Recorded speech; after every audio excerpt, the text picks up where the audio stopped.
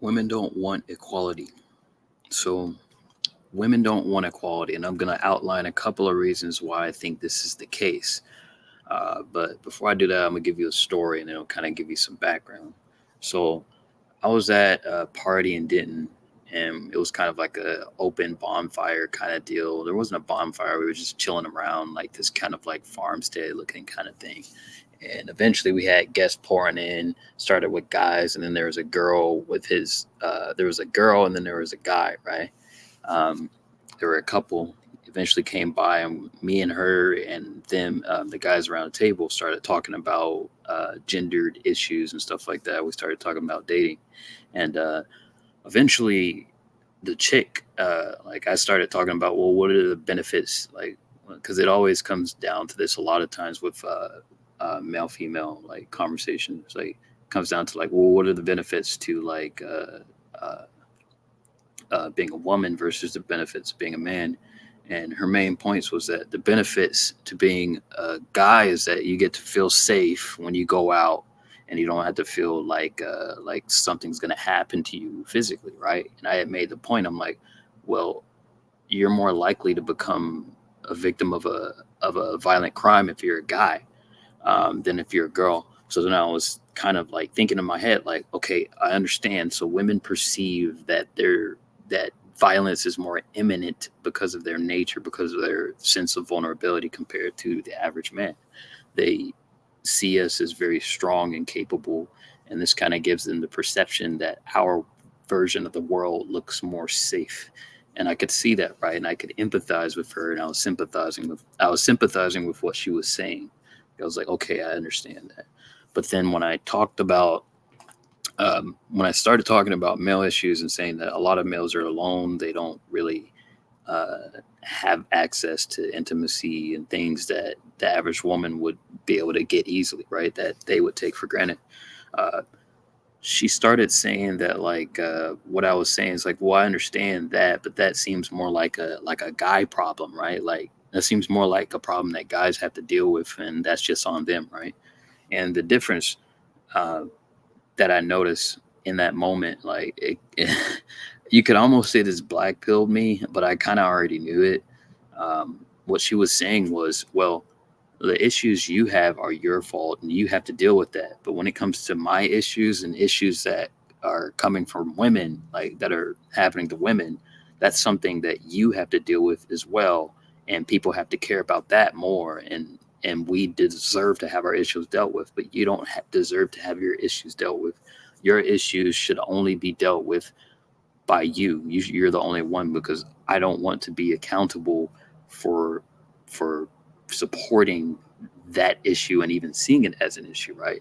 That was why that's one of the reasons why I no longer see women as like equals, partly because of how they respond to men on a sympathetic level, right?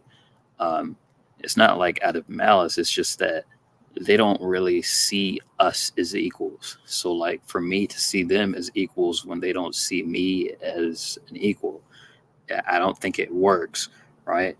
Like first off, a lot of times they want guys to be the one to go up to them and talk to them and risk rejection and risk humiliation. They want the guy to be able to start the text message, to risk getting ghosted, risk all of that stuff. But then also they want that guy to risk his own life. So if someone is threatening her life, then she believes that because she is a woman, that she deserves a man who will self-sacrifice and actually protect her. um, which the average guy, yeah, we're wired to do that, right? We're wired to want to protect women and keep them safe, and also like emotionally, like to help them emotionally as well. The issue with that is that if we're given these responsibilities and they automatically see us as that we're supposed to be this like Superman, right? It proves that they don't want equality. They don't want to be equal and on par to us. Now, when you look at it from the dating world, from the dating world, they like that they have a lot more options than us, and it gives them leverage. They like that they have this bargaining chip of like having a of having the box, right? They like that. That's a power that they indulge in, and they've indulged in that throughout time. Now, in the past, there were limitations on this, but nowadays the limitations have kind of been broken. So they're kind of running a little rampant right now. Not a little, a lot. Um, but if you ask a woman if we should level that playing field in the dating world so that guys can have equal power in the dating world, what would a lot of them say? They would say, no, I don't want that. like, but in the working world, this is something a channel, this guy, what's his name? It's complicated.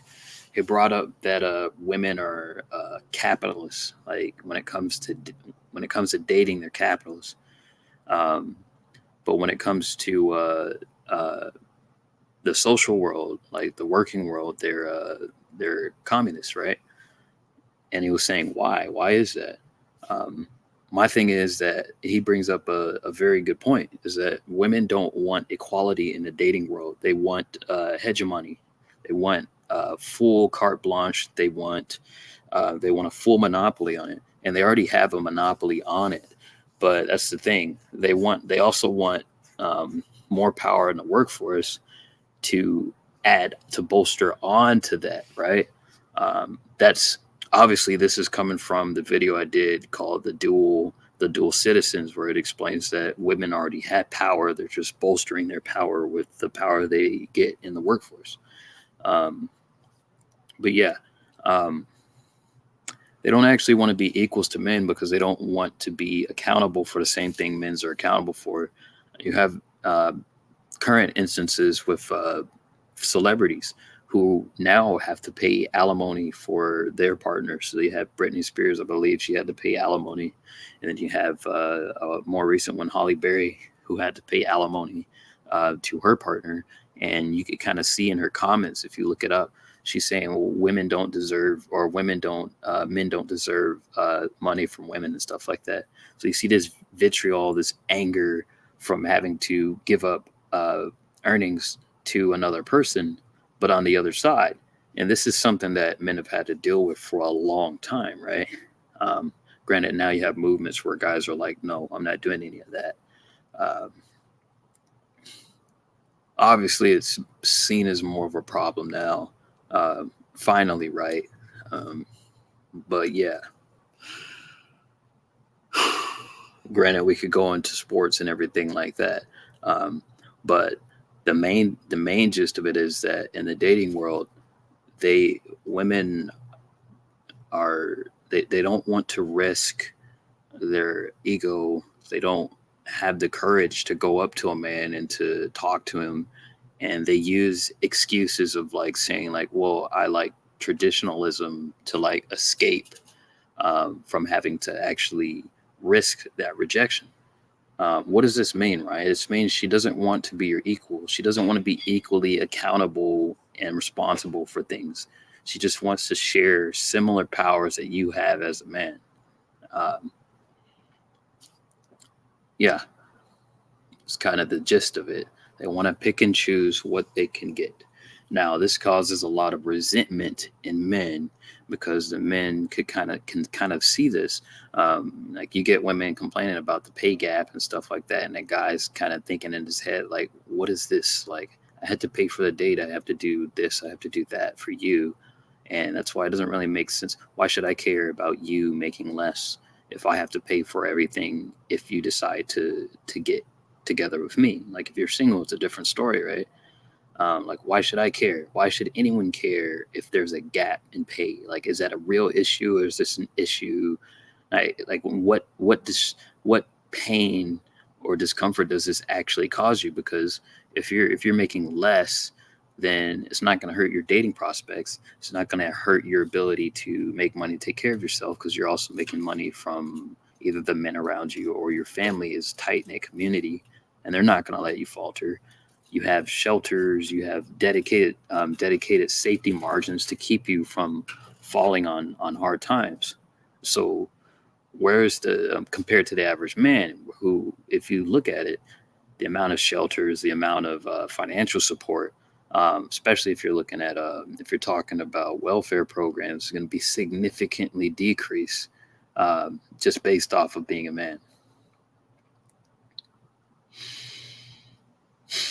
But also, the other part that I want to bring up that I haven't really brought up is that um, look at look at FAFSA, right? Look at voting rights. So that was like the first start, the first quintessential, like, oh, I want to be equal with man, right? Like, okay, you want to be equal with us, but you don't want to have to get uh, marched off to war, to die in a war because some politician decided that they should just people should just do what they want, right? Um, you don't have to be marched off in a war if you make bad decisions. So you can you want to be able to get to decide which politician, which pretty politician that you like and you're attracted to or you think is awesome, your little Elvis Presley fantasy gets to be in office. But then you still want to have the ability to be on the sidelines while your men are shipped off to be cannon fodder.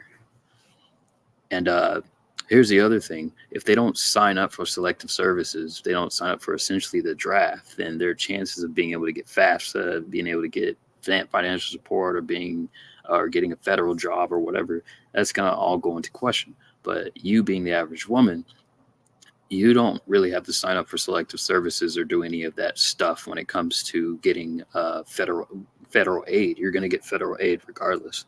So that's just the thing. Being a man in a modern day, you're kind of surrounded by a lot of hypocrisy. You're surrounded by a lot of things that don't quite add up, and you're told to be quiet about it, or you're kind of just sitting back in the shadows watching this. Now, the average man, what would this cause? This would cause resentment. This would cause hatred towards women. This would cause hatred towards systems, right? This is not a good thing. Any type of hypocrisy that you get in a bureaucratic system or in a system that kind of enables one side over the other. Now, there's a degree of that we could argue is calculated, but obviously that's going to cause resentment and hatred and things like that. Uh, that's just my opinions on that. Um, I could go further with that, but yeah, women don't actually want equality.